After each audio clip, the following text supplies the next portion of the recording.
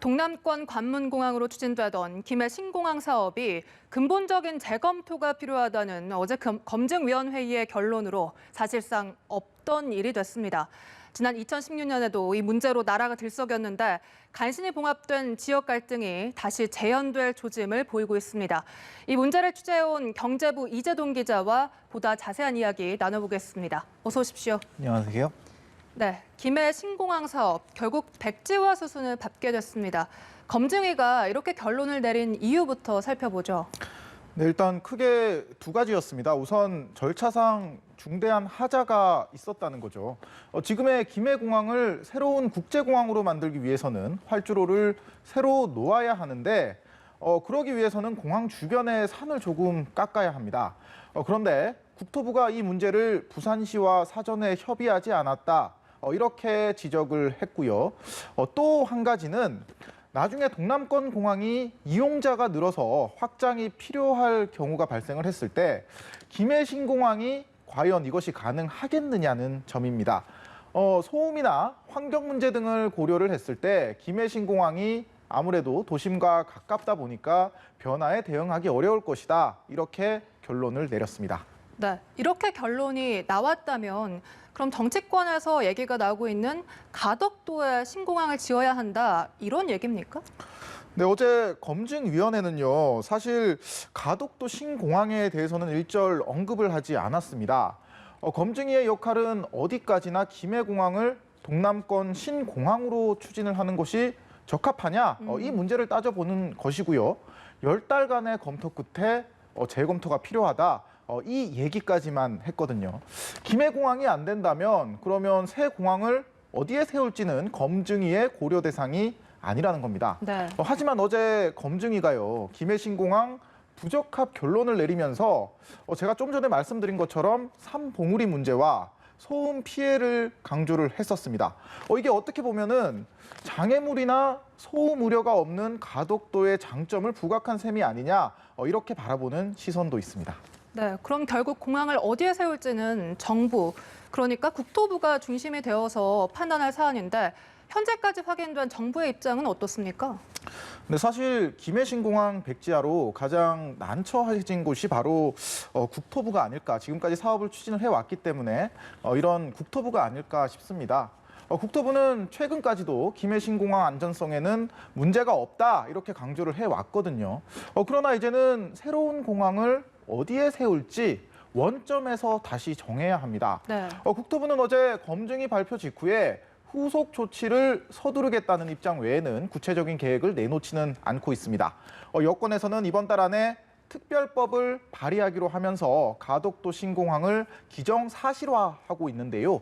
하지만 4년 전 프랑스 전문기관 평가 당시 건설 비용도 가장 비싸고 평가 점수도 가장 낮았던 가덕도 안을 바로 받아들이기에는 좀 무리가 있습니다. 지난 6일 김현미 장관의 고심을 짐작케 하는 발언이 있었는데요. 네. 한번 들어보시죠.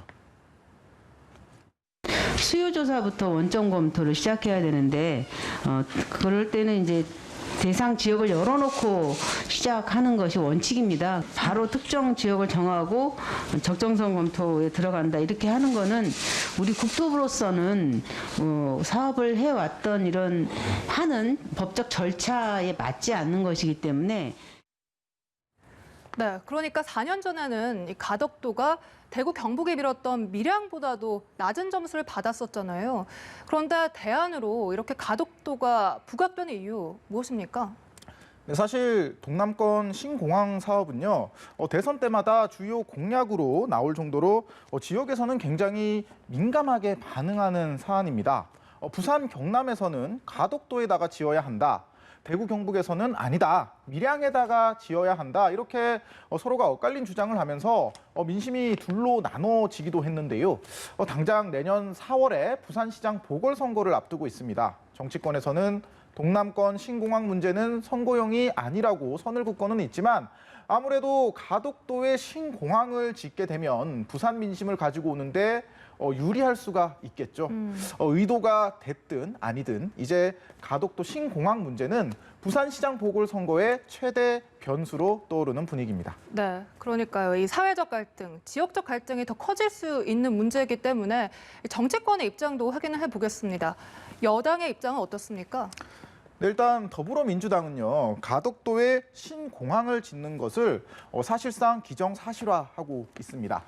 동남권 신공항 추진단을 발족을 했고 이번 달 안에 특별법을 발의할 예정입니다. 특별법이 통과가 되면 예비 타당성 조사라든가 사업에 필요한 절차들을 건너뛸 수가 있기 때문에 신공항 사업의 추진 속도를 1년에서 1년 반 정도 더 빠르게 진행할 수 있다 이렇게 계산을 하고 있는데요. 현재 2030년 월드 엑스포 유치를 위해 가덕도 공항 개항을 서두르고 있는 부산시에게는 굉장히 힘을 실어준다고 할 수가 있겠습니다. 네, 그러면 국민의힘은 어떤 입장입니까? 네, 국민의힘은 내부 사정이 조금 복잡합니다. 일단 아무래도 당의 기반이 대구와 경북이다 보니까 가덕도 신공항에 대놓고 찬성표를 던지기도 힘들고 그렇지만 부산시장 선거를 생각하면 그렇다고 반대를 할 수도 어렵습니다. 일단 김종인 위원장이 가덕도 신공항을 적극적으로 지원하겠다 이런 입장을 밝히긴 했는데요. 네. 대구에 지역구를 둔 주호영 원내대표는 검증위의 검증 과정에 대한 감사원 감사 필요성을 언급을 하면서 온도차를 보이기도 했습니다. 네, 이렇게 동남권 신공항 사업 14년 만에 원점으로 다시 돌아왔습니다. 이 계획이 표류하는 것이 아니냐라는 우려도 나오고 있어서요. 좀 앞으로 어떻게 해야 될까요? 네, 사실 이 문제가 처음 언급된 게요. 2006년 노무현 정부 때입니다. 이후에 이제 정권이 바뀔 때마다 백지화와 검증을 되풀이하면서 소모적인 논쟁만 이어졌는데요. 제가 전문가들에게 의견을 물어보니까 네. 공항을 짓는 문제는 경제적으로 접근을 해야 하는데 정치 논리로 접근하는 것. 이게 사업이 제자리를 맴도는 가장 큰 이유라고 지적을 했습니다.